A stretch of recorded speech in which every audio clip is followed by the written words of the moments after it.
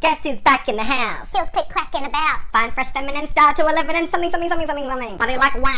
Pow. Hi! I'm Kitty. And I'm Diab. And welcome to My Best Friend's Gay. With Kitty. And the D. Hey, Miss Kitty Girl. Hey, darling. How you feeling? I'm feeling good. Fine, fresh, feminine? Looking good, feeling gorgeous. We're at the halfway point of Do you the believe show. it? Because this was your little pipe dream, I thought I'd get you a little gift to celebrate halfway through. Do you like my look, Kitty? No. I'm wearing this, so I thought you'd like it as well. Oh my god!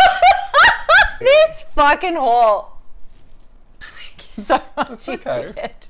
Share this shit with your friends so we can start making merch Yes. like that. Do you want to buy a piece of pop culture history? When we're dead, this is all you'll have to hold on to. Cancel, Kitty. And both of us are in our early to mid-30s. We probably have 10-15 minutes left. Oh, I love your little outfit, Miss Kitty. I like yours. If you head to www.artsimone.com, you too can be the proud owner of one of these. This was discontinued and I made her pull it out of her vault. And now she's selling them, so you can have it too. And the fun thing about art is, look at this. A lot of you are buying signed photos. Well, art gives you these little stickers that she signs. This is when I ordered one for just myself. When she knew I was ordering for Kitty and I, she did a thanks Queens one. Don't bother paying for a signed autograph pic. You get them for free When you get one from for art. free. Oh my god, that's the best. How are we feeling about this week's episode? Cyberbullying. Well, it's not cyberbullying when it was in someone's face. I was struggling to work out what are they trying to achieve with this. Ru specifically is encouraging this toxic, shitty behaviour. I messaged Kitty. I'm 10 minutes in and I'm already on 3 pages of notes, which were centered around the bullying. As Nicole Page Brooks, hey Queen, says, it's faggotry at its finest. We fight as a community for acceptance and equality, but there happens to be a very hard time getting it within the community. You can be amazing at what you do without tearing someone down. You're pulling focus away from what we're doing here, which is watching people compete at what they're good at and focusing on tearing somebody down. Not only that, what I've really found really troubling, perhaps I felt it more so because I know them personally, is the mental and emotional manipulation they're playing on certain contestants to take them away and bring them back for absolutely no reason. No explanation provided when she came As to why back. she was back. Let's be honest, it's good that Art's back. Let's be honest, we needed something to watch. Then we enter the workroom. What I did love is that Ru said op shop. Instead of thrift store. There goes my fucking track. She did some Australian research, or her writers did. But because nothing else. Apparently they haven't done any of that. One thing I did notice as well, which is classic RuPaul, when someone had said something and she's like, consider it stolen, because Ru doesn't steal anything. Ru steals everything from every contestant. That's every what time, I know. all time, every season. Pick up the sarcasm. At least it was an original joke. Take note, Scarlett. We enter the workroom. Ru announces that this challenge is a trash to treasure challenge. Which, etc. screams out, this is all junk. Yes, honey, we know. So she wheels in the big trash bag and out pops Art Simone. I was not expecting that. Oh my god, me neither. It was as big a shock as the elimination last week. I was blindsided, gagged and gooped and all of those things that the homos say. Shocked. Scarlett and Etcetera's faces dropped to the floor. Etc. continued on her journey of being a lovely human being and it's like, Art's a rat. Well, you're a cockroach, bitch. Vermin recognizes vermin. Call an exterminator, because bitch, you need to go. They're still going on at Elektra. Elektra's not having it this time though, at all. We got a taste of it last week. Yes. And I'm really impressed that she's brought back her backbone. Unlike what the other ones have done, she was a dance teacher. She's brought people confidence and safety. And I think other the people last episode, she did such a remarkable job and her teammates thanked her and loved her for it. I just don't understand how you can have something so shitty to say about someone who did a good job. The cunty queens are the ones that all they see is glam and beauty and fashion. There is more to drag than glam and beauty and fashion. Drag was not founded on being thin and pretty. Yours isn't the only way. And your way is, to be honest, for the majority, pretty boring. What average plain Jane is going to go to a nightclub for a hen's night, which I know some of you queers don't like, shut the fuck up, and want to just see a model on stage? They want to see a maxi shield, making jokes, making you laugh. Everyone has a lane. Exactly. Yours isn't the only one. So the girls go crazy. They all start running in, grabbing everything. Art's pile was looking very pink. Talking about pink, Elektra grabbed a pink paper lampshade. Yeah. And I was like, did we learn nothing from Shangela? Put it back. Put it back! So we get a bit further in the workroom, and Elektra is taking out her aggression on some stuffed animals. Ripping, filling out. So Scarlett's going on about how she's the dressmaker and makes all this blah, blah, blah, blah, blah. If you're so secure in who you are, when Anita needed some fabric, why didn't you just give it to her? Because she's a cunt. Well, she's going on about how Anita's is shit. If you're that secure and Anita's is that shit, give her some fabric. She helped Maxie with her machine, but it was funny, like Maxie's like, see, Scarlett's really nice, she helped me, and Elektra's like, fucking congratulations. Maxie, shout out to you, because she was like, I got on RuPaul's Drag Race. I'm going to learned take how some to sew." sewing lessons. Thank you. Ru comes in to talk to the girls. Kita comes up and Ru asks the eternal question, how's your head? And she said, apparently, occasionally I use too much teeth. Which, I gotta say, when you bought them, should have downsized, Yeah, but those giant veneers are bound to scrape a dick or two. I quite like it a bit toothy, so Kita, you got my vote. I loved with Anita's. RuPaul got totally confused. Anita, even though she's not Aussie, she's New Zealander, but she did, yeah, nah. Oh, she said, yeah, nah. Which Ru was like, yes or no, but it's like, well, no, we say yeah, Yeah, nah, nah. or nah, yeah. Come on. Bit of our lingo. Do you know what pissed me off? Go on. RuPaul does this whole bullying thing. Ru said, you were the captain of your team and you won That's right, last that's week. right. And Elektra was in the bottom. Do you have any advice? So, the one who is apparently amazing and has far too much self-confidence picks on the one that actually has some talent and stage presence. All in the talking head, blah, blah, I'm not going to throw her under the bus. Oh, I gave her a little push under the bus. But then, when Elektra confronted her about it, she's like, I did not throw you under the bus. Motherfucker, yes you did. You admitted it in the talking head. Grow a backbone and own up to what you do. This is why a lot of people don't like you. If you're gonna be shady, own it. Own being a bitch. I love being a bitch. This is who I am. I can't help it. This is who I am. It's That not- whole thing pissed me off because that was orchestrated by Ru in production. Well, this episode has had a few catchphrases. You're now just telling us what the storyline is. At what point is this going to be worth watching? Just send me a book. I'll read it on my own time. Etc. went up. Her garment was quite along the way already. Ru was saying, you know, it's really beautiful, whatever. And she was just talking about her garment and it pans over to Elektra, who's like you could hear her eyes rolling. I couldn't stop laughing. I was like, this is so funny. Every reaction Elektra has to etc., it just... Sends you. But you know what it is though? This is genuine emotion. This Yeah. isn't you bullying anyone. You're reacting to what is now a mass amount of bullying, Yeah. which we've been over 1,000 times. We'll go over it again throughout this episode. Anita is in the Navy and she plays the trumpet. To which Scarlett made a semen joke. Motherfucker, Anita made it about herself in the seasickening challenge. Oh, that's your note. It's not nice to hear. Stop it. You guys want to know a little thing about editing? When Kita looked annoyed at Anita telling her very amazing story about how she's in the army and plays a trumpet, that's editing. That she would have been reacting to something else. They're best friends. She fucking knows what she does for a living apart from doing drag. We got you, girl. Karen goes up to Ru to talk about what she's doing. I don't think any contestant should do Aussie references. The judges never do their research. Yeah. And Which is fucking annoying in itself because they should. What's the point of coming to another country if you're not going to let the queens express themselves in their country? Chappelle Corby was international Yeah, news. everybody knew about Chappelle Corby. Considering Ru is so up to date with pop culture, it's very strange And that that her husband is Australian. Girl. it's all that fracking. Maxie comes up to the table and has drag bag material. Ru was like, yep, I know exactly what that is. That has no stretch. And I think Ru was looking at Maxie because Maxie's a bigger girl and was like, how the fuck are you gonna walk? And as someone who, I'm a dressmaker as well, I was like, Did you this panic? is, no, I was like, this is the perfect choice because Yeah. it is structured and because she is a bigger girl, It it's going to gives her hold her shape. in where she needs to Yeah. and sit where it needs to. The only issue is if you don't give yourself like a back split, but everyone's like, it's so hard to work with. As someone who's worked with it, let me tell you, it is so fucking easy. It's like working with paper. You fold it, you do what you want, it's easy. And it Maxie, stays. that's why your outfit was fucking incredible. Scarlett's going on about, you know, what has Elektra done? And Elektra's like, I've backup danced for J-Lo and Jessie J and everything. And I'm like, good on you for saying yourself. What have you done, Scarlett, apart from blackface? Pretty much the only reason why you're famous at this point. Stay tuned to this episode because there's more tea coming out about that at the end of it. Oh no, do you know what she did say? It was, you know what's cute that you back up dance or some shit? Like, it was so demeaning. I loved it when etc. was giving shady looks when Elektra asked for advice and help.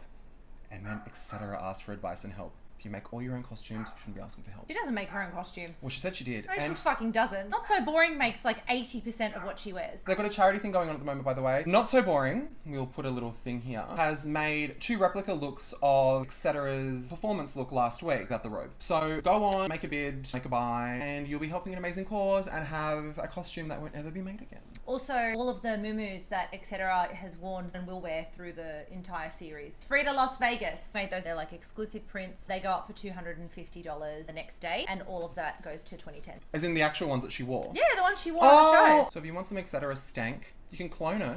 In the workroom, etc. was talking about her struggle with non-binary, about the mixed reaction she gets with that. You have to look a certain way. It's obviously something that they've struggled with. She said something and Karen was just like, shocked. Because of the need to justify it. I think that was the most genuine thing I have ever seen from etc. The whole talk that etc. had, I thought was really, really beautiful. Horrible that she's had to experience it. No one should ever have to. I think part of the journey is, I mean, look, I'm 10 years older than her and I still have to go through it with people because people don't understand. You don't use neutral pronouns, so that's I use however you want to grab my attention. Your Highness. Your Highness. Having to have respectful conversations is needed and important because gender and identity is ever evolving and you can't just expect people to understand. And I really did feel for etc. The point where I really stopped feeling sorry for her was how can you then turn around and be so aggressive and so nasty to other people. There is this thing, you know, she's not going to accept you unless you're a minority. But if you want respect, you have to give respect to everyone. Like she says, she deserves a voice and a lane and everything. As does everyone else. Whether you be cisgendered, whether you be transgendered, whether you be non-binary, black, white, green, pink, purple, I don't give a fuck. Everyone deserves respect. And I have to wonder if it's her lashing out based on what she's experienced. And if that is the case, it is very sad because she definitely has a place on this earth and this is going to be an amazing platform. I just hope that she gets a bit more humble. And as you said, it was the most human we've seen her. Yeah, I loved it. I was like, oh. Okay. But this is what's admirable. That's what makes you beautiful. This struggle makes you beautiful. It makes you relatable. It's something that will help a lot of people. What won't help them is showing that you're an asshole all the time because people will then shy away from it. That's why she fucks me off so much because I actually, like, I really want to love her completely, but then, you know, she just does shit. But I found Karen a bit cunty in this episode. I didn't like it. I hope that was just a passing mood. I actually think, and I'm sorry to all the other queens, but I think my all-time favourite drag queen is Karen from Finance. I am so in love with that character. Oh, really? I just can't get enough. Every time I see an image of her in glasses and a pussy bow blouse, I just imagine her in the office. I imagine her arriving in the morning. Sending an email. I imagine her getting out her Tupperware and heating up her lunch. I imagine her going in to run some notes into the boss and comes out a bit disheveled. I want a Karen doll. I want a Karen doll. I want a typewriter. I want the swimsuit. I want the pussy bow blouse. Everything. I want Karen. I want Karen dolls. I want the limited edition one that has like 14 karat gold liner. Karen, get it to me. You can't clack a fan if you're not on the camera, you dumb bitch. I did say to you, Art Simone is your favourite? Yeah. Every time I see her dumb face. We're on the main stage. Woo! I thought RuPaul walking down the main stage looked exceptional for a corpse. Rigor Morris, bitch was stiff. She looked like multiple cupcake paper casing. That was her trash to treasure.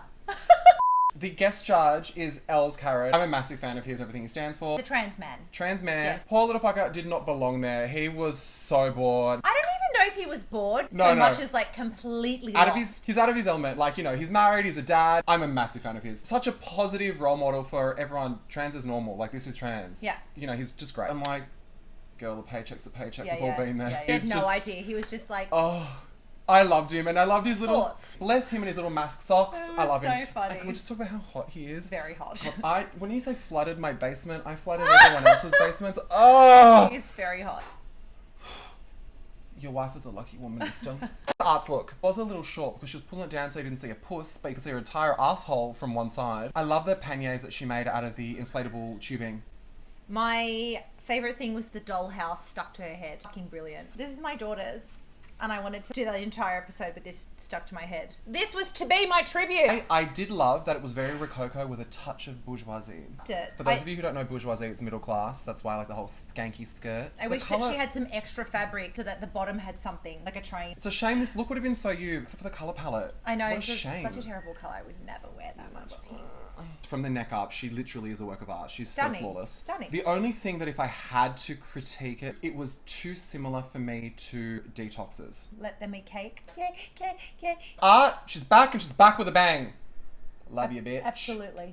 My girlfriend Kidda. Excuse me, our girlfriend Kidda. You exclude me all the time. Because you have turned your back on our throuple many times. No comeback when it's true. I'm just scared of getting pregnant again. Kidda Mean came out in a lovely balls look. I love that she had balls in her mouth because that's what we've come to know from Kidda. Yeah, apparently. she went and spat a ball out at the She judges. gives gobbies, as she said. Aussie slang so for fellatio. Fellatio. Oral sex performed Blowjobs. on a peenie weenie. I love that this look of hers looked unconventional but was so well done. Yeah, and it's very camp, which is very her. She is the queen of camp. I love that it was like clown. The skirt was a sleeping bag and it had all tulle underneath, so when she spun around it kind of fluffed up. To me, she looked like a mix between a clown and a synchronized swimmer, and I loved it. Although, from the ankles down. Oh, the shoe was terrible. You don't have like a coloured shoe? Go back to Meet the Sheilas. You will hear how I feel, and then you will hear how Kitty feels. Oh, the plastic shoe. About this shoe. As if you don't have a coloured shoe. You're wearing every primary colour. As if you Just don't one have shoe. a nude pump or one of your many pleasers. I don't like those shoes. I don't think anyone... As if she doesn't have like a yellow patent shoe. She mightn't have packed it. But you live Surely. around the corner, go home and get it. It ruins any look, but Yes. thankfully there was enough going on that I'd focus on your It was shoe. such a bright situation. Any coloured shoe would have worked perfectly. We did like it, Kita. I loved it. I thought it was It incredible. was great. Etc. We're going to have very different opinions. I loved it. I think she looked so fucking pretty. It was ethereal. The fact that she could make something that was so cohesive with a bag of shit, I was very surprised. She assembled it very quickly. I loved her face. I thought she looked like a dream. I think she was gorgeous.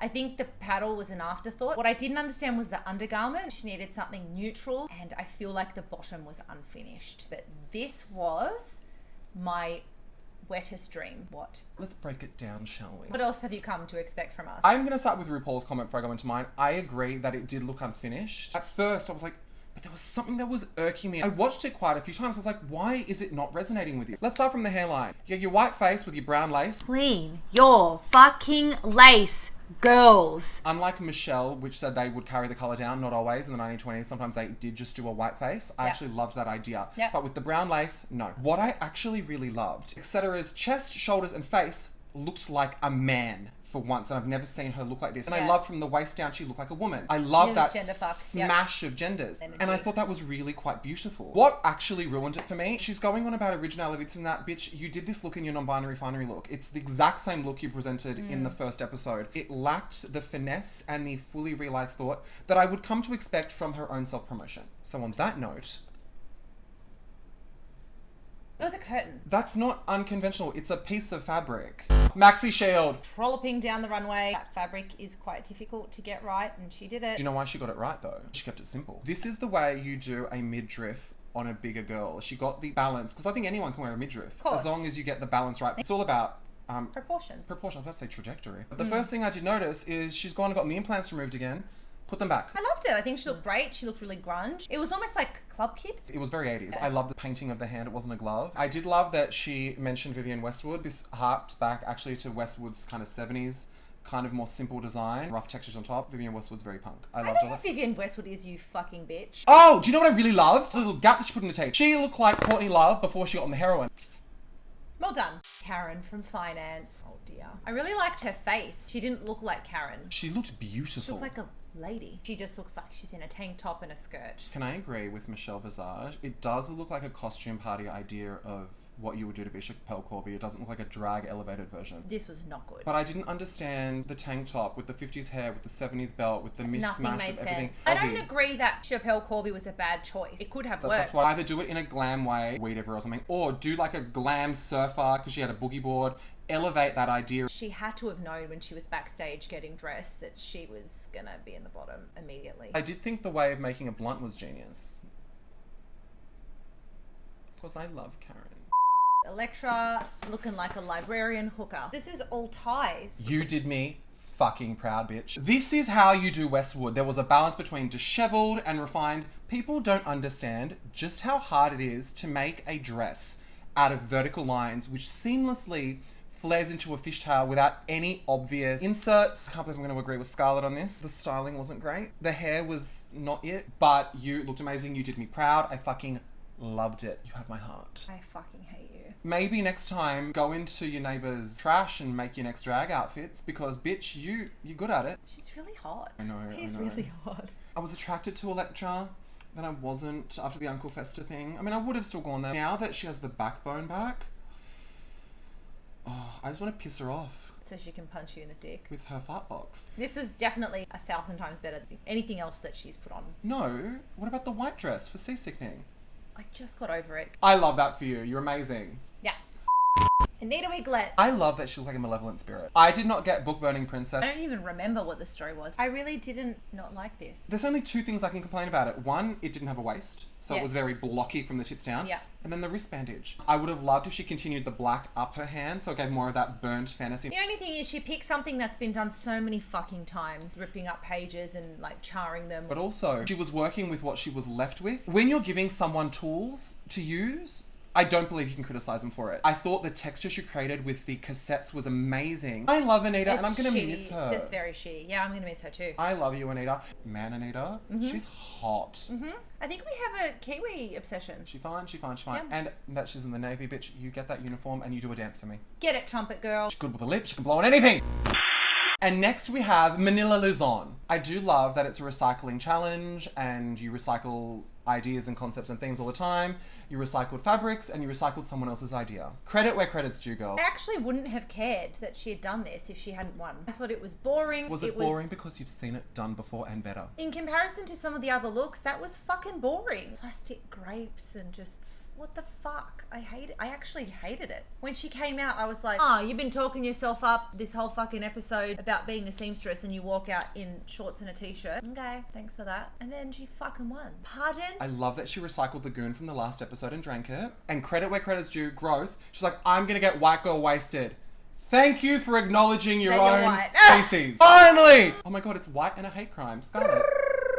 To the judging about the fueling the storyline. 2 independent people and 2 people who work for Drag Race. Rue and Michelle, who are fueling a storyline, and Els and Reese, who were like, I loved Anita's. When they were critiquing not in front of them, they were just like, Scarlett looked amazing. I'm just like, they were like, oh my god, she's wearing shorts. You set your makeup with powder?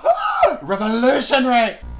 Do you know what I didn't like on Untucked? There was a moment where Kidda and Anita had turned on each other for a minute and I was like, Mama does not like seeing this. You girls get along. Do you know what I loved? Etc. was coming for Kidda. Oh my god, yes. And she was like, what the fuck is this headpiece? But, girl, both of you had done a look for your naked challenge that was similar. Kidda had done balls. Etc. had done naked rags. Kidda had elevated it and made it different. You didn't put 2 and 2 together. Etc. looked exactly the same. She came for the fabric coming away at the zip. Peter was like, thanks for telling me, bitch. I know. That is when you're confident in yourself. You just don't give a fuck. Okay, bitch. I'm gonna hedge your guess and say that she likes a hole in the back. Easy access. That's what fucking irked me. She sat there with this arrogant, I am the fashion queen, I am this, I am that, attacking other people's looks. Bitch, go back and put your fluffy, ugly beanie back on. Stop ripping down other people just because there is something in you that you haven't resolved. You have no stance to ever come for other people and bully them for something that you don't perceive as fashionable. Humble yourself, girl. Literally. The queens come back on and we see that Etc., Karen and Anita are in the bottom. Ultimately, it was Karen and Anita in the bottom. And Karen fucking dabbed. Right before the song started, she went... I was watching it with Matt. I burst out laughing. He's like, what are you fucking yelling at? And I said, she just dabbed. And he was like, who cares? I was watching it in bed and no joke, piss just everywhere. Oh my god. Piss the bed! Babe, I cannot stop watching it. Karen, Anita, I cannot stop I'm sorry, watching my this. dears, but you are up for elimination.